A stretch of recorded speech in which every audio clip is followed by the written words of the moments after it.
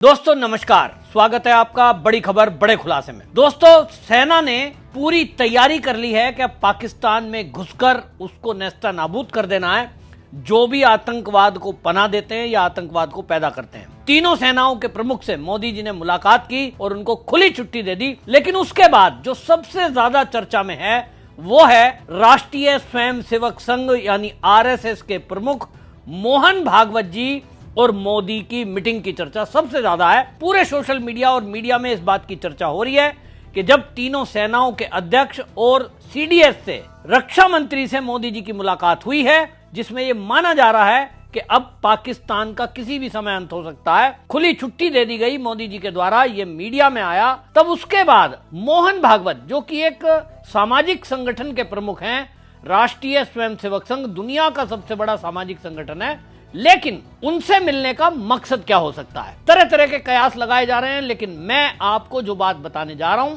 मैं इसलिए बता सकता हूं क्योंकि मैं खुद राष्ट्रीय स्वयंसेवक संघ का स्वयंसेवक हूं और मैंने उस इतिहास को पढ़ा है जिसमें राष्ट्रीय स्वयंसेवक संघ का गौरवशाली इतिहास है कि किस तरह से जब भी कभी देश के ऊपर कोई विपत्ति आपत्ति आई, धर्म के ऊपर जब कभी आपत्ति विपत्ति आई, तो राष्ट्रीय स्वयंसेवक संघ के स्वयंसेवक मैदान में उतरकर सामने आए।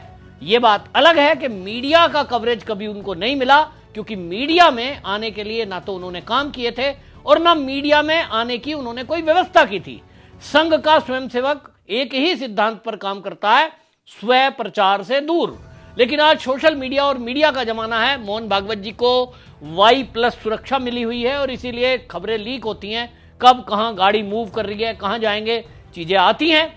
और जानबूझकर भी एक तरह से मैं कहूंगा, पीएमओ को जो लोग कवर कर रहे थे मीडिया वाले, अचानक से एक गाड़ी और आती हुई दिखाई देती है। कुछ मीडिया वालों को गाड़ी का नंबर पता था, इसलिए शायद पता लग गया कि मोहन भागवत जी की गाड़ी है, वरना ऑफिशियल स्टेटमेंट कभी नहीं आती कि मोहन भागवत जी प्रधानमंत्री मोदी से मिले। 11 साल मोदी शासन को हो गया केंद्र में, लेकिन संघ के कार्यालय मुख्यालय नागपुर में मोदी जी एक कार्यक्रम में गए थे, वरना ऑफिशियल कभी भी ऐसी मुलाकात नहीं हुई है। तब कयास लगने लाजमी है कि एक तरफ पाकिस्तान से युद्ध जैसे हालात बन गए हैं, बॉर्डर पर सेना तैनात है, समुद्र में हमारी नेवी तैनात है और पीओके पर गोलाबारी हो रही है। और मोदी जी ने कई दफा ये कह दिया है कि हम आतंकवादी और उनके आकाओं को छोड़ने वाले नहीं हैं। आर पार की लड़ाई होगी और पीओके को लेने के लिए जिस तरह से अमित शाह जी ने बोला है, सबको ये लग रहा है कि इस बार तो पीओके अब आकर ही भारत में रहेगा। तब ऐसी स्थिति में मोहन भागवत जी का क्या काम है? सोशल मीडिया पर भी लोग लिख रहे हैं ये किस हैसियत से मिले हैं, किस कैपेसिटी में मिले हैं, कौन सी संवैधानिक पद पर हैं। मैं उन सभी लोगों को बताना चाहता हूं कि मोहन भागवत जी की मुलाकात क्यों हुई है। ये तो मोदी जी और मोहन भागवत जी के बीच क्या बातचीत हुई, उन दो के अलावा तीसरा नहीं बता सकता। लेकिन मुझे जो लगता है, एक संघ का स्वयंसेवक होने के नाते और जैसा मैंने कहा इतिहास की जानकारी होने के कारण मैं बताता हूं आपको। वैसे तो आपको बता दूं कि संघ का स्वयंसेवक 1947 में जब देश का बंटवारा हुआ, उस समय संघ बहुत विशाल रूप में नहीं था, क्योंकि 1925 में स्थापना हुई। उस समय अंग्रेजों का जमाना था और हिंदू इकट्ठा करने के लिए डॉक्टर परम पूज्य हेडगेवार जी ने जिस तरह की योजना बनाई थी, वो इसीलिए बनाई कि देश में हिंदू इकट्ठा नहीं होता। उस स्थिति में नहीं था, लेकिन उनसे 1947 में जब हिंदुओं का कत्लेआम हो रहा था, उस समय भी राष्ट्रीय स्वयंसेवक संघ के स्वयंसेवकों ने यहां तक कि दिल्ली में गांधी जी, महात्मा गांधी, उनकी रक्षा में स्वयंसेवक लगाए थे और यह इतिहास के पन्नों में दर्ज है। उसके बाद 1962 का चीन युद्ध हुआ। 1962 के युद्ध में राष्ट्रीय स्वयंसेवक संघ को बाकायदा बुलाया गया नेहरू जी के द्वारा और ये जरूरत महसूस हुई कि सेना को मदद की आवश्यकता है। दिल्ली में ट्रैफिक व्यवस्था संभालनी है, नगरों के अंदर संभालनी है, तो उसके लिए संघ के स्वयंसेवक शहर तैयार हुए और बखूबी सेना के साथ और पुलिस के साथ मिलकर के जो काम किया, उसके कारण जो 26 जनवरी की परेड हुई, उसमें आरएसएस की एक टोली को शामिल किया गया, उस व्यक्ति के द्वारा जो घोर एक इस तरह का विरोधी था हिंदुत्व का। क्योंकि संघ ने काम किया था, देश ने देखा था, सेना के साथ कदम से कदम मिलाया था। और इतना ही नहीं, 1971 का जब युद्ध हुआ है, ये बहुत कम लोगों को पता है कि इंदिरा गांधी शासन करती थी 1971 में जब पाक के साथ युद्ध हुआ, तब उस समय संघ के स्वयंसेवकों ने घर घर जाकर के संघ के स्वयंसेवकों ने दान इकट्ठा किया था ताकि हमारी सेना के लिए अस्त्र शस्त्र खरीदे जा सकें। और ये उस समय घोषणा हुई थी कि इंदिरा गांधी के वजन के बराबर संघ के स्वयंसेवक सोना इकट्ठा करके देश को देंगे। और वो स्वयंसेवकों ने स्वयं प्रेरणा से वो दिया था। कितना था, क्या था, वो मुझे नहीं पता है, लेकिन पुराने स्वयंसेवक बताते हैं किस तरह से उन्होंने अभियान चलाया था और वो इस तरह से पैसा इकट्ठा करके सरकारी खजाने में दिया था ताकि देश लड़ सके। दूसरा, आंतरिक सुरक्षा, वो उसके करने के लिए जैसे कि ट्रैफिक व्यवस्था संभालना, चिकित्सा व्यवस्था संभालना, लोगों तक रसद पहुंचाना, इस काम में संघ के स्वयंसेवक युद्ध के समय में ही नहीं, अनेक समय में भी काम आए। आप सोचिए, कोविड का काम याद करिए। कोविड के समय में मैं तो खुद उस टीम का हिस्सा रहा हूं।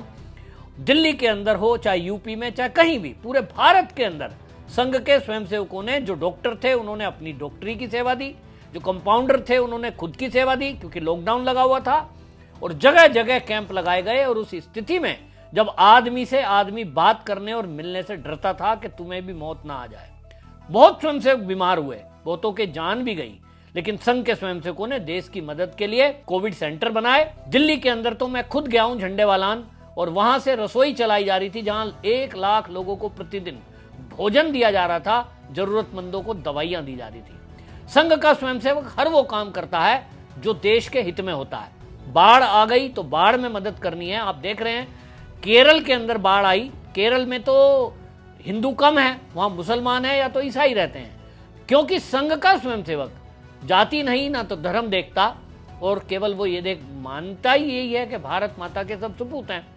तो मदद की लोगों की, उनको भोजन पहुंचाना, कपड़े पहुंचाना, ये केरल में हुआ और पश्चिम बंगाल में हो रहा है। ये आपने देखा, भुज में भूकंप आया था, तब संघ के स्वयंसेवकों ने गांव के गांव बनाने का काम किया। और इसलिए अभी भी मेरा मानना यह है कि इस मीटिंग का जो मुझे लगता है, क्योंकि आप ये देखिए देश के अंदर जिस तरह से गद्दारों के रूप सामने आ रहा है, आप सोचिए, जैसे ही पाक नागरिकों की नागरिकता खत्म करने का, वीजा खत्म करने का आदेश हुआ और उनको आदेश हुआ कि आप 48 घंटे में भारत छोड़ दें वरना 3 साल की सजा और 3 लाख का जुर्माना, तो पता चलता है कि 80,000 ऐसी महिलाएं हैं जिनके पास, जो भारत की नागरिक हैं और उन्होंने विवाह पाकिस्तान में किया हुआ है, यानी पति उनके पाकिस्तान में रहते हैं और वो खुद बच्चों के साथ भारत में रह रही हैं। अब आप सोचिए, वो बच्चे नहीं हैं, बहुत ऐसी हैं जिनके विवाह को 30 साल हो गए, 40 साल भी हो गए। तो इसका मतलब उनके जो बच्चे हैं वो तो 40 साल के हो गए, और 40 साल का यदि कोई बच्चा हो गया होगा उनका, तो 40 साल में उसने भी 10 बच्चे आगे पैदा कर दिए होंगे, और 40 साल के व्यक्ति के भी बच्चे 10-12 साल के हो गए होंगे। अगर औसत आयु देखें, वैसे 20 साल भी अगर करी होगी तो 20 साल का तो पोता हो रहा होगा उनका। यानी एक बहुत बड़ी फौज यहां तैयार हो गई। 80,000 वो जो महिलाएं हैं, उससे 80,000 को आप औसत 10 से गुणा कर ही दो, तो एक 8-10 लाख लोगों की वो फौज है जिनका पिता पाकिस्तान में है। युद्ध होगा, उस स्थिति में वो किसका साथ देंगे? भारत की सेना का, भारत की पुलिस का, या वो पाकिस्तान की भाषा बोलेंगे? ये बताने की जरूरत नहीं है। इसी तरह 5 करोड़ बांग्लादेशी घुसपैठिए भारत में हैं, जिनके माध्यम से हमने देखा 2020 में दिल्ली का दंगा हुआ, शाहीन बाग बनाए गए, सीए के नाम पर पूरे देश में अराजकता हुई, और अभी बंगाल में देख ही रहे हैं मुर्शिदाबाद में क्या हो रहा है।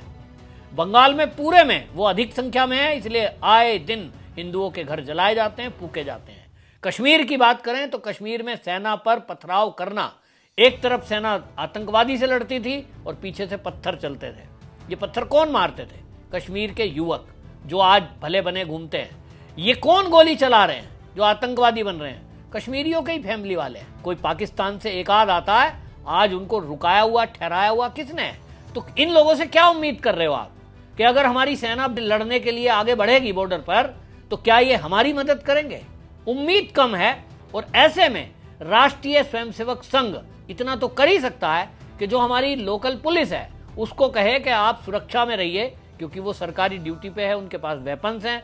हम जो और व्यवस्थाएं हैं, ट्रैफिक की व्यवस्था होगी, अस्पतालों में जरूरत पड़ेगी, घायल आ सकते हैं, मिलिट्री को जरूरत पड़ सकती है, दवाइयों की, रसद की, लोगों की मदद की आवश्यकता पड़ सकती है, उस सब काम में संघ के स्वयंसेवक आगे आ सकते हैं। हमेशा से आए हैं और फिर भी आएंगे। और एक संगठन ऐसा है जिसमें आप ईमानदारी 100% होगी, ये उम्मीद कर सकते हैं। सेवा भारती उसका प्रकल्प चलता है, जो कि कोविड में भी काम किया है और लगातार दवाई वगैरह करने का काम करते हैं, गरीबों का विवाह कराने का काम, गरीब बच्चों को पढ़ाने का काम। आप देख लीजिए, आप नकली रसीद मुझे कटा के ला दो, मैं नाम बदल दूंगा कि बिना पैसे दिए, या आप 10,000 दो और 20,000 की रसीद ले आओ। नहीं हो सकता। ईमानदारी वहां प्राथमिकता में है। और इसीलिए उम्मीद है कि देश के प्रधानमंत्री को भी अगर लग रहा है कि देश अब इस समय विपत्ति काल में है, हमारे ऊपर आतंकी हमला हुआ तो अब हमें युद्ध में जाना पड़ रहा है, ऐसे में देश में यदि कोई लगता है कि एक ऐसा संगठन है जो देश के नागरिकों की सुरक्षा में, ईमानदारी से, अनुशासन में वो काम कर सकता है, तो वो राष्ट्रीय स्वयंसेवक संघ है। मैं खुद आपको बता दूं, जैसे मैंने एनसीसी मेरी पढ़ाई के टाइम पे थी, तो मुझे राइफल चलानी अच्छे से आती है, निशाना भी ठीक ठाक है, और मेरे जैसे इस देश में लाखों स्वयंसेवक होंगे, तो हम पुलिस की मदद कर सकते हैं, नागरिक सुरक्षा कर सकते हैं अपने गली मोहल्लों की। कम से कम कोई ऐसा आतंकी हमला या इस तरह की कोई कोशिश करेगा जो देश का गद्दार, देश के अंदर अराजकता फैलाने की काम करेगा, या गृह युद्ध की धमकी जैसे पाकिस्तान देता है कि हमारे साथ धर्म के आधार पे आ जाओ, भारत की जो वो धमकी देते हैं भारत के पाकिस्तान के जो प्रधानमंत्री हैं कि जब युद्ध होगा तो मैं भारत के मुसलमानों से आह्वान करता हूं कि धर्म के नाम पर, वो कहते हैं ना तेरा मेरा रिश्ता क्या, मैं पूरा तो नहीं बोल सकता, वो तेरा मेरा रिश्ता क्या बोलते हैं, तो वो कहते हैं उसी नाते एक हो जाओ।